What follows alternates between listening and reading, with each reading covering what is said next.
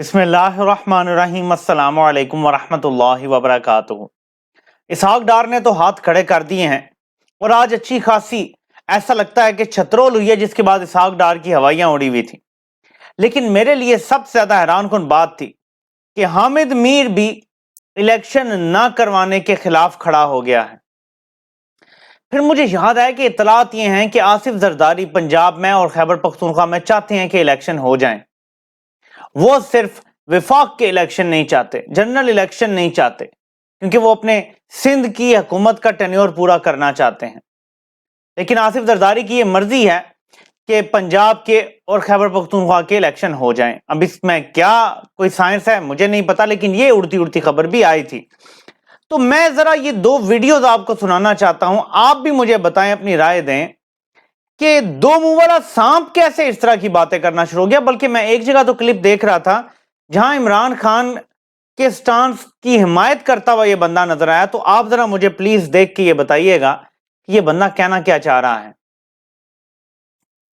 اگر پاکستان کی پارلیمنٹ نے ہی اگر آئین کو توڑ دیا تو کیا پھر آرٹیکل 6 کی خلاف ورزی کا مقدمہ جو ہے وہ پاکستان کی پارلیمنٹ میں جو آئین ساز اور قانون ساز ادارہ ہے، وہیں سے وائلیشن ہوگی۔ آئین بنایا ہے وہ ادارہ، جس نے آئین بنایا وہی ادارہ اگر آئین کی خلاف ورزی کرے گا تو اس سے بڑی ٹریجڈی قائد اعظم کے پاکستان کے ساتھ کیا ہو سکتی ہے۔ اس لیے میں تو صرف ہاتھ جوڑ سکتا ہوں کہ خدا کے لیے ہاتھ جوڑ کے آپ سے کہتے ہیں کہ یہ پاکستان کے آئین کے ساتھ کھلواڑ بند کریں اور اپنے سیاسی مفادات کے لیے الیکشن کو آگے نہ لے کے جائیں، ورنہ پھر آنے والے وقت میں میرے جیسے لوگ جو ہے نا وہ آپ کا نام اسی طرح لیں گے جس طرح کہ ہم پرویز مشرف کا نام لیتے ہیں۔ لیکن وسیم، آپ اس کو اس اینگل سے بھی دیکھیں نا، اگر ایک جو ادارہ ہے وہ ایک فیصلہ کرے اور پھر اس کی آئین کی تشریح بھی ایسے ہو جائے کہ وہ غیر آئینی فیصلہ نہیں ہے، تو پھر کیا؟ اور میرا خیال یہ ہے، میں غیر آئینی ماہر نہیں ہوں، کچھ بھی نہیں جانتا، آئین کا علم بھی نہیں جانتا، لیکن آئینی ماہرین سے بات کرنے کے بعد امیر صاحب پھر آپ اس میں ایڈ کیجیے گا۔ میں خالی مالک صاحب کو آگے بڑھاتا ہوں۔ مالک صاحب جی کئی امیر صاحب بدامی صاحب سر بدامی صاحب مالک صاحب کا اشارہ جسٹس منیر کی طرف ہے، تو جسٹس منیر کو بھی آج تک ہم گالیاں دیتے ہیں، تو جو کام یہ کرے گا، جو بھی آدمی یہ کرے گا، اس کی تشریح کرے گا جسٹس منیر کے انداز میں، تو اس کو بھی آئندہ 50 سال تک گالیاں ہی پڑیں گی۔ حامد میر کا سٹانس یہ ہے، اور بڑا سخت سٹانس ہو گیا ہے، کہ اگر کسی نے الیکشن ڈیلے کرنے کی کوشش کی، آئین توڑا، تو میں اس کے خلاف ہو جاؤں گا، ہم گالیاں دیں گے، ہم اس کو پرویز مشرف کی طرح بلائیں گے، ہم اس کو جسٹس منیر کی طرح گالیاں دیں گے، کیونکہ آخری فیصلہ تو عدالتوں سے ہی آنا ہے۔ لیکن یہ دوسرا کلپ بھی سنیں جس میں حامد میر ایکچولی پلان بھی سارا لیک کر رہا ہے۔ جو پلان ہے نا پی ڈی ایم کا اور جو پلان ہے کمپنی کا، وہ اس نے سارا لیک کر دیا۔ یہ ذرا سنیں۔ ایسے اقبال صاحب کہہ رہے ہیں نا کہ وہ مردم شماری ہے، مردم شماری جو ہے وہ 30 اپریل کو مکمل ہوگی، اس کے بعد 4 ہفتے ہیں۔ اچھا، اس کے علاوہ میں آپ کو بتا دیتا ہوں ان کے ساری جسٹیفیکیشن میں آپ کو بتا دیتا ہوں، جو انہوں نے نہیں بتائی وہ بھی بتا دیتا ہوں۔ یہ کہیں گے جی الیکشن کمیشن کے پاس پیسے نہیں ہیں، یہ کہیں گے جی کہ خیبر پختونخوا اور پنجاب میں الیکشن کروانے کے لیے الیکشن کمیشن آف پاکستان کو 22 ارب روپیہ چاہیے، الیکشن کمیشن کے پاس صرف 18 ارب روپیہ ہے، اور اس کے بعد قومی اسمبلی کی جو سیٹیں خالی ہوئی ہیں اس پہ بھی الیکشن کروانا ہے، اس کے لیے بھی 10 ارب روپیہ چاہیے، اور جو بڑا الیکشن اکتوبر میں کروانا ہے اس کے لیے 47 ارب روپیہ چاہیے۔ یہ مل ملا کے جناب تقریباً بنتا ہے 70 ارب روپیہ، تو ہمارے پاس تو صرف 18 ارب روپیہ۔ پاکستان بحران کا شکار ہے، ہمارے پاس پیسے نہیں ہیں۔ تو یہ آپ نے ایک سو کالڈ قسم کا ایک فائنینشیل بحران جو ہے وہ بنا کے تو آپ نے الیکشن ڈیلے کر رہے ہیں۔ میں بار بار یہ گزارش کر رہا ہوں مؤدبانہ انداز میں کہ اگر آپ نے پنجاب اور خیبر پختونخوا کا الیکشن جو ہے اس کو آگے کھینچا، آپ ایک بہت بڑا آئینی بحران جو ہے وہ پیدا کریں گے، اور الٹیمیٹلی اس کا خمیازہ نواز شریف اور آصف زرداری بھگتیں گے۔ یہ ناظرین آپ نے سن لیا کہ یہ بندہ چاہتا ہے کہ الیکشن اور ٹائم سے ہوں، اور ایک اور جگہ پہ شہزیب خانزادہ سے بات کرتے ہوئے یہ کہتا ہے کہ عمران خان نے جو بھی فیصلے کیے ہیں آئین اور قانون کو دیکھتے ہوئے کیے ہیں، لیکن دوسری طرف سے آئین توڑنے کی باتیں ہو رہی ہیں۔ تو یہ بات بڑی، میں مطلب اس کو کنیکٹ نہیں کر پا رہا کہ اس بندے کو اچانک کیا ہوا ہے۔ رجیم چینج آپریشن کے جتنی سہولت کاری ان لوگوں نے کی ہے شاید ہی کسی نے کی ہوگی۔ چند لوگوں میں سے ایک ہے جس نے اس ٹائم جو مکروہ کردار تھا بغلول کا اس پہ پردہ ڈالا اور سب کو یہ بتاتا رہا کہ جی سب کچھ تو زرداری نے کیا ہے، سب کچھ، مطلب یہ لوگ سارے، یہ میر صاحب ہیں، اس میں کچھ خواتین بھی صحافی شامل ہیں جو پہنچ گئے تھے جا کے سندھ ہاؤس میں، اور وہاں پہ جو بھی کھلواڑ ہوا تھا اس کا حصہ بن گئے تھے۔ لیکن اب یہ اچانک تبدیلی میرے کچھ سمجھ نہیں آ رہی، تو میں آپ کو تھوڑا سا آگے بتاتا ہوں۔ پہلے یہ اسحاق ڈار کا آپ کلپ سنیں، آپ کو کچھ سمجھ آئے گا۔ پاکستان دنیا میں رہنے کے لیے اللہ تعالیٰ نے قائم کیا ہے۔ یہ ایک واحد ملک ہے جو کلمہ شریف کے نام پہ بنا تھا، ایون سعودی عربیہ کلمہ شریف کے نام پہ نہیں بنا تھا۔ تو اگر اللہ تعالیٰ نے اس کو کریٹ کیا تو اس کی حفاظت، اس کی ترقی، اس کی خوشحالی بھی اللہ تعالیٰ کے یہ وہ بندہ تھا جو کہتا تھا میں ڈالر کو 160 پہ کر دوں گا، 180 پہ کر دوں گا، اب یہ کہتا ہے جی کہ اللہ نہیں بنایا تھا ملک، اللہ اس کی حفاظت کرے گا۔ تو میں یہاں قسم کھا کے کہتا ہوں جو ظلم اور ناانصافی کا نظام پاکستان میں رائج ہے، رب کعبہ کی قسم وہ رب اس ملک کی حفاظت نہیں کر رہا۔ ہم تباہی کے رستے پر ہیں، ہماری تباہی لکھ دی گئی ہے، صرف اب بھی وقت ہے، تھوڑی سی مہلت ہے ہمارے پاس۔ اگر ہمارے وہ کرتا دھرتا اس ملک کے، وہ غلطیاں وہ کریں گے، خمیازہ ہم سارے بھگتیں گے۔ اگر وہ اب بھی نہیں سدھرتے اور سیدھے رستے پہ نہیں چڑھتے، یہ تباہی کے رستے پہ جا رہا ہے۔ اللہ تعالیٰ کو زمین کے ٹکڑوں کی ضرورت نہیں ہوتی، انسانوں سے ملک بنتے ہیں، اور اگر انسانوں کی حرکتیں یہ ہوں جو ہماری ہیں، ہم تباہی کے رستے پر ہیں۔ حضرت علی کا قول ہے کفر کا نظام چل سکتا ہے، ظلم کا نہیں چل سکتا۔ پاکستان میں ظلم کا نظام چل رہا ہے، قتل کرنے کی کوشش ہو، مقتول اپنی FIR نہ درج کرا سکے۔ ارشد شریف کی والدہ انصاف کے لیے دعائیاں دے رہی ہیں۔ عمران خان جیتا جاگتا بندہ جان بچ گئی، وہ بھی انصاف کے لیے پکار رہا ہے کہ میری FIR تو درج کر لو، اس کی JIT بھی ختم کر دی، اپنی بنا دی ہے۔ یہ ظلم کا نظام ہے، ناانصافی کا نظام ہے، یہ نہیں چل سکتا۔ ہماری مقدر میں تباہی لکھ دی گئی ہے، میں آپ کو بتا رہا ہوں۔ We are destined to be eliminated from the face of the earth اگر ہم نے تبدیل نہ کیا اپنے آپ کو۔ میں آپ کو اب بتاتا ہوں اس ساری صورتحال کا۔ ابھی میں دیکھ رہا تھا کہ میجر عادل راجہ صاحب نے ایک تھریڈ شیئر کیا، اور میں اس معلومات سے اگری کرتا ہوں بالکل۔ پلان جس طرح کا بن رہا ہے کہ، اور آپ کو پتا ہے کہ مارچ کے لیے انیشلی 30+ سیٹوں کے الیکشن کا اعلان بھی ہو گیا ہے قومی اسمبلی کے۔ تو پلان یہی ہے کہ قومی اسمبلی کی جو نشستیں خالی ہوئی ہیں ان پہ انتخابات کرا لیے جائیں، اور ایسی دھاندلی کی جائے جو پاکستان کی تاریخ میں کبھی نہیں ہوئی۔ اس دھاندلی کے سلسلے میں تحریک انصاف کو زیادہ سے زیادہ سیٹیں ہرانے کی کوشش کی جائے گی۔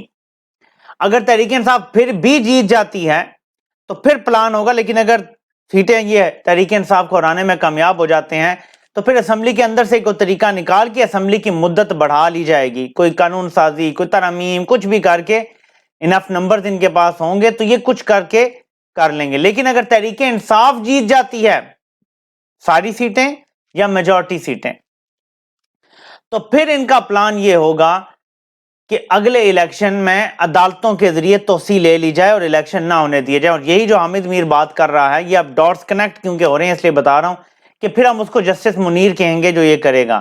ایک جسٹس منیر بھی انہوں نے تیار رکھا ہوا ہے۔ ویسے تو ہمارے ماشاءاللہ چیف جسٹس صاحب بھی جسٹس منیر ہیں، انہوں نے جس طرح آئین توڑا 7 اپریل کو، آرٹیکل 69 جو ایک آگ کی دیوار ہے کہ کوئی بھی پارلیمانی جو بھی وہاں پہ معاملات چل رہے ہیں کوئی دخل اندازی نہ کر سکے، اس کو پھلانگا گیا آگ کی دیوار کو، اور آئین کو توڑا گیا، سبوٹاج کیا گیا، اور اس کے بعد آج صورتحال دیکھ لیں کہ پاکستان تباہی کے دھانے پہ کھڑا ہے۔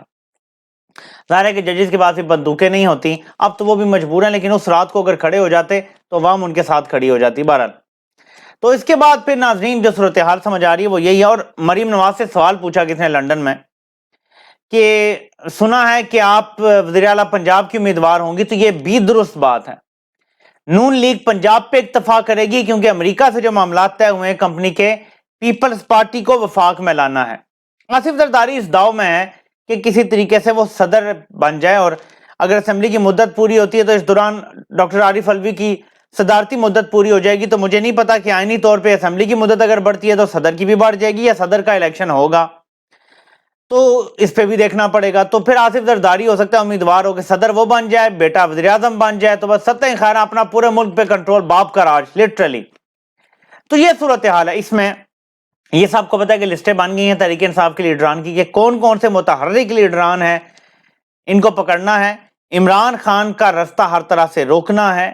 عمران خان کی جان کو خطرہ جو ہے وہ تو اس کا اظہار کیا جا چکا۔ شیخ رشید تو بول بول کے کہہ رہے ہیں کہ میں آرمی چیف کو کہتا ہوں کہ اپنا کوئی افسر میرے پاس بھیج دیں، میں ان کو ثبوت دے دیتا ہوں کہ آصف زرداری نے یہ کر لیا ہے، پیسے دے دیے ہیں دہشت گرد تنظیم کو، میرے پاس معلومات ہیں۔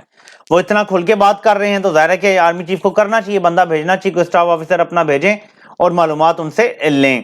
تو یہ ساری صورتحال یہ بتاتی ہے کہ حالات بڑے خراب ہیں۔ لیکن آج اسد عمر نے ایک اور بات ایڈ کی ہے کہ ابھی یہ فیصلے ہو رہے ہیں اور کہیں نہ کہیں بات ہو رہی ہے ایک لمبی کیئر ٹیکر گورنمنٹ کی۔ ایک ایسی کیئر ٹیکر گورنمنٹ جو 6 ماہ چلے، سال چلے، 2 سال چلے، لیکن چلتی چلی جائے. ایک تو اس کی بات ہو رہی ہے اور سنجیدہ بات ہو رہی ہے، یعنی کمپنی کے لیول پہ یہ بات ہو رہی ہے. اور ایک اور چیز کہ اگر کچھ بھی نہ چلا تو ملک میں مارشل لا لگانے کے بارے میں بھی ایک سوچ پائی جاتی ہے کہ مارشل لا لگا دیجیے. یعنی انہوں نے کچھ بھی نہیں سیکھا عوامی رد عمل سے بنیادی طور پہ. جس طرح آج عمران خان نے بھی کہا کہ ایسے لگتا ہے انہوں نے کچھ نہیں سیکھا، اور اسد عمر نے بھی ایسے ہی کہا کہ حالات کچھ ایسے لگ رہے ہیں کہ ابھی تک وہی کنٹینیوشن چل رہی ہے. ان کو سیکھنا پڑے گا، نہیں تو عوام ان کو سکھا دے گی. ان کو یہ اندازہ نہیں ہے کہ جس ملک میں عوام کی اکثریت آپ کے خلاف ہو جائے آپ نہیں چل سکتے. عوام کی 70 سے 80% اکثریت ایک سائیڈ پر کھڑی ہو گئی ہیں. آپ کو جلد یا بدیر ان کی بات ماننی پڑے گی. ابھی آپ نے جو نقصان کر دیا ہے یہ 3 سے 5 سالوں میں پورا ہو سکتا ہے. اگر آپ 2 4 6 مہینے اور یہ سرکس چلائیں گے یہ 10 سال بھی ملک ٹھیک نہیں ہوگا. امریکی ڈالر تو یہ سارا کچھ جو ہے یہ ادھر ہی رہ جائے گا. امریکی ڈالرز آپ پہلے بھی لے چکے ہیں. کیا جب ہم نے فرسٹ افغان جنگ میں حصہ لیا تھا امریکی ڈالروں سے پاکستان ترقی یافتہ ہو گیا تھا؟ کیا اس کے بعد پاکستان کا معاشرہ ٹھیک ہو گیا تھا؟ پھر اس کے بعد مشرف دور میں جب امریکی ڈالروں کے لیے ہم جنگ میں گئے کیا اس کے بعد پاکستان خوشحال ہو گیا تھا، ٹھیک ہو گیا تھا؟ امریکی ڈالر وقتی آپ کو اسٹیرائڈ کا انجیکشن ضرور لگا دیتے ہیں لیکن وہ پاکستان کے مسائل ختم نہیں کرتے، بلکہ ہر دفعہ وہ پہلے سے بڑھا دیتے ہیں مسائل کو. ہر دفعہ ہم پہلے سے زیادہ بڑے ٹرموائل میں گر جاتے ہیں. اس بار ایسا کوئی فیصلہ نہ کریں جس کے بعد آپ کو زیادہ پچھتانا پڑے. اور میں یہ جنورلی بلیو کرتا ہوں کہ اوپر کے کچھ لوگ انٹرنیشنلی کمپرومائزڈ ہیں، ورنہ جو ظلم کیا جا رہا ہے ملک کے ساتھ یہ نہ کیا جاتا.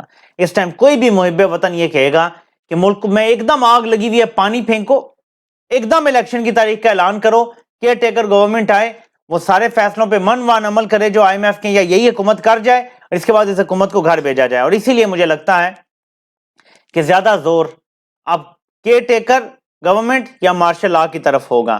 یہ حکومت فیل ہو چکی ہے. اپنے ٹاؤٹوں جاوید چودھری جیسے لوگوں سے بھی یہ ویڈیوز بنوائی جا چکی ہیں کہ اس حکومت کو مزید وقت نہیں دیا جائے گا، اس حکومت کے جانے کا وقت آ چکا ہے. اب آئی ایم ایف کے پروگرام پہ سائن کروا کے ان کو گھر بھیجا جائے گا یا جو بھی ہوگا وہ بات کی بات ہے. کوشش ان کی بھی یہ ہے کہ ان کو لات پڑے، جان کی یہ معیشت کو زیادہ خراب کر رہے ہیں کہ ان کو جوتے پڑیں. اور اینڈ میں پھر ایک بار کہوں گا کہ میں اسحاق ڈار صاحب آپ کا لائیو انٹرویو کرنا چاہتا ہوں. آج آپ نے بڑی بڑی باتیں کی ہیں، آپ سے ہم سیکھنا چاہتے ہیں کہ معیشت آپ نے اتنی زبردست چلائی کیسے ہیں.